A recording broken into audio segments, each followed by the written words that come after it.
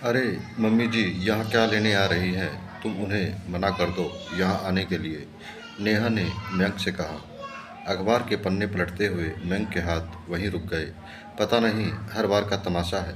एक बेटा और भी है, पर उनके पास नहीं जाएंगी। बस यहाँ हमारा खर्चा करवाने आ जाएंगी, जैसे यहाँ कोई खजाना गड़ा हो। नेहा बड़बड़ाती हुई अपना काम करने लगी। मयंक बस उसे बड़बड़ाते हुए काम करते हुए देखता रहा। काम करते हुए नेहा को लगा कि मयंक का ध्यान उसी पर है, इसीलिए उसकी तरफ देखकर बोली, ऐसे क्या देख रहे हो? मैं सचमुच चाहती हूँ कि मम्मी जी यहाँ ना आए। दम तो दो बेटों की माँ का भरती है और सेवा सिर्फ एक से करवाती है। नेहा, तुम क्या कह रही हो? ऐसा कैसे मना कर दूँ यहाँ आने के लिए? उनकी तबीयत ठीक नहीं रहती है, इलाज की ज़रूरत है, और अभी अनुज को फाइनेंशियल कंडीशन भी सही से नहीं चल रही है। मयंक ने कहा, उन उसकी फाइनेंशियल कंडीशन कभी सही भी रही है। जब भी खर्चा करवाने की बात होती है तो वो यहाँ चली आती है। मुझे नहीं पता, इस बार मैं उनका कोई काम नहीं करने वाली हूँ। नेहा ने दो टूक जवाब दिया। सुनकर मयंक हैरान रह गया। आखिर उसने मम्मी की सेवा कब की? उसकी और अनुज की शादी एक साथ ही हुई थी। घर में दोनों बहुएं भी एक साथ ही आई थी, और नेहा तो कभी मम्मी के पास रुकी ही नहीं।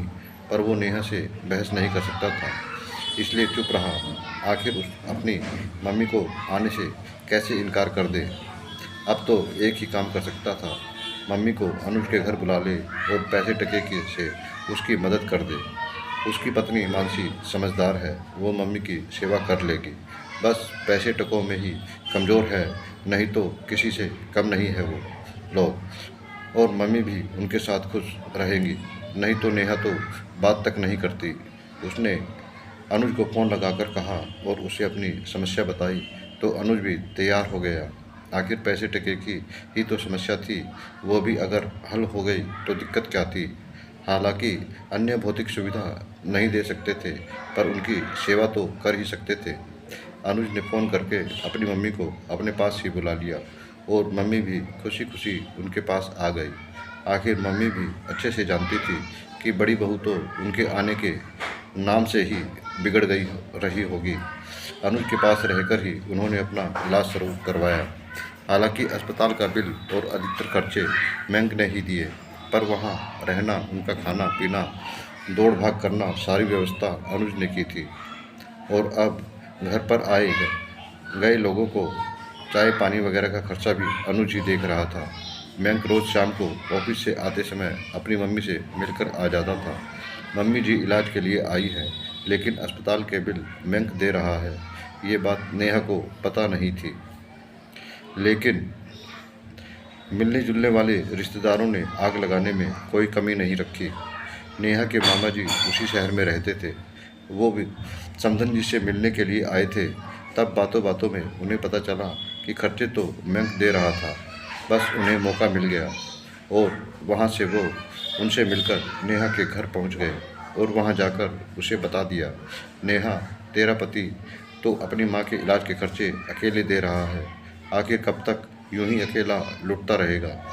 भाई, तेरे देवर देवरानी की तो अभी मौज हो रखी है। खर्च तेरा पति दे रहा है, और नाम तेरे देवर का हो रहा है कि भाई माँ की सेवा को वो कर रहा है, इलाज वो करवा रहा है। नेहा, तू तो सीधी ही रह गई। आज के ज़माने में तुझे तो तेरे ससुराल वालों ने बेवकूफ़ समझ रखा है, कहकर घर में आग लगाकर वो तो चले गए। पीछे नेहा कैब करके सीधे अनुज के घर ही पहुंच गई। गुस्से में तमतमाती हुई वो अंदर गई तो मयंक भी वहीं बैठा हुआ था। उसे देखते ही वो गुस्से में बोली, पता था मुझे तुम यहीं बैठे होंगे अपनी माँ की सेवा चाकरी के लिए करने के लिए। क्या हुआ, तुम इस तरह चिल्ला क्यों रही हो? मयंक ने कहा। चिल्लाऊं नहीं तो क्या आरती उतारूं तुम्हारी? मेरे मना करने के बावजूद भी तुम मम्मी जी के इलाज के लिए पैसा दे रहे हो। सारा पैसा अपने परिवार वालों को खिला दो और हमें रोड पर ले आओ। नेहा गुस्से होते हुए बोली, अरे ये मेरी मम्मी है, कुछ सोच समझ कर तो बोलो। इनके इलाज के लिए मैं भला पैसा क्यों खर्च नहीं कर सकता? हम दो भाई हैं, दोनों मिलकर के क्या कर रहे हैं ये हम ही जानते हैं। आखिर तुम्हें समस्या क्या है? दो बेटों की माँ है ना ये, दोनों को प्रॉपर्टी में बराबर हिस्सा देगी ना? तो इलाज करने का ठेका तुमने अकेले ने ही लिया है क्या? बहू, मेरी बात तो सुन। मम्मी जी ने कहना चाहा, मैं आपसे बात नहीं कर रही हूँ। पता नहीं क्या घोल कर पिला रखा है इन्हें, जो ये अपनी पत्नी की सुनते ही नहीं है। हर समय बस माँ माँ का राग अलापते रहते हैं।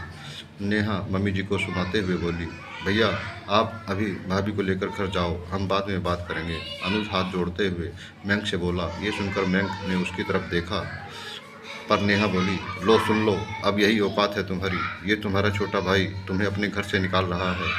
वो मुझे घर से नहीं निकाल रहा है, तुम्हारी इस चिल्लाहट को सुनकर कहीं मम्मी की तबीयत खराब ना हो जाए, इसीलिए घर जाने को कह रहा है। अब चलो यहाँ से, कहकर मैंक नेहा का हाथ पकड़कर उसे अपनी कार में ले आया और घर रवाना हो गया। पर घर आकर भी नेहा ने काफ़ी हंगामा किया। वो तो बस जिद लेकर बैठ गई कि तुम अपना प्रॉपर्टी में हिस्सा लो और रिश्ता ख़त्म करो। मैंक ने उसे बहुत समझाने की कोशिश की, पर वो तो कुछ सुनना ही नहीं चाहती थी। घर का माहौल इतना ख़राब हो गया था कि रात को दोनों ने किसी ने खाना नहीं खाया। दूसरे दिन भी सुबह मैंक जल्दी ही ऑफिस के लिए निकल गया। शाम को अचानक नेहा की माँ और भाई दरवाजे पर खड़े थे। अचानक दोनों को लोगों को देखकर नेहा हैरान रह गई। अरे आप लोग कब आए और अपने आने की कोई खबर भी नहीं दी? क्या खबर देते तुझे? तूने जो खबर पहुंचाई है ना हम तक, वही क्या कम थी? अचानक भाई ने कहा। क्या? मैंने कब खबर पहुंचाई आपको? अरे मेरी तो आप लोगों से बात तक नहीं हुई है। नेहा हैरान होते हुए बोली। अरे तेरी सास की तबीयत खराब है, उनका इलाज चल रहा है, तो तू इतनी गरीबी के दिन आ गए कि तू अब हमसे प्रॉपर्टी में हिस्सा मांग रही है। तुझे ये बात कैसे सूझ गई कि तू प्रॉपर्टी में हिस्सेदारी के लिए बात कर रही है? तुझे पता है ना कि पापा की तबीयत खराब रहती है। ये पेपर देखते ही उनका बीपी कितना हाई हो गया था, इसका तुझे कुछ अंदाज़ा भी है? तू हमारी बेटी है, तुझे घर की स्थिति अच्छे से पता है। फिर भी भाई ने कहा, मैंने कब आप लोगों से हिस्सेदारी मांगी? मुझे तो कुछ भी समझ में नहीं आ रहा। ज़रूर आपको कोई गलतफहमी हुई है। नेहा हैरान परेशान होते हुए बोली। तो दामाद जी ने ये कौन से पेपर भेजे हैं हमारे पास, जिसमें तुम कानूनन अपना हक मांग रही हो? उसकी मम्मी ने पेपर दिखाते हुए कहा। अभी नेहा पेपर लेकर देख ही रही थी कि इतने में बैंक भी घर आ गया। उसे देखते ही नेहा ने पूछा, किससे पूछकर तुमने ये पेपर भिजवाए हैं उनके पास? मुझे प्रॉपर्टी में कोई हक नहीं चाहिए। मुझे क्या मेरे मायके की स्थिति का पता नहीं है? कैसे मेरा भाई घर चला रहा है, पापा का इलाज करवा रहा है, अच्छे से जानती हूँ मैं। ऐसे में तुम क्यों मेरे रिश्ते बिगाड़ने पर तुले हुए हो? नेहा गुस्से में बोली। अच्छा, ऐसे करने से तुम्हारे रिश्ते बिगड़ रहे हैं, और मेरे रिश्तों का क्या? सुनते ही नेहा चुप हो गई। मैंक ने बोलना जारी रखा। अभी कल क्या किया था तुमने? तुमने भी तो मेरे भाई के घर जाकर तमाशा किया था ना, यहाँ तक कि मेरी बीमार माँ को भी सुनाकर आ गए। क्या तुम्हारे कारण मेरे रिश्ते नहीं बिगड़ रहे थे? तुमने ही कहा था ना कि अपनी मम्मी से प्रॉपर्टी में हिस्सा लो और ये रिश्ते ख़त्म करो। तो ये बात तुम पर भी लागू होती है। अगर मैं अपने रिश्ते ख़त्म करता हूँ तो तुम्हें भी अपने रिश्ते ख़त्म करने पड़ेंगे। ये बात हम दोनों पर लागू होती है।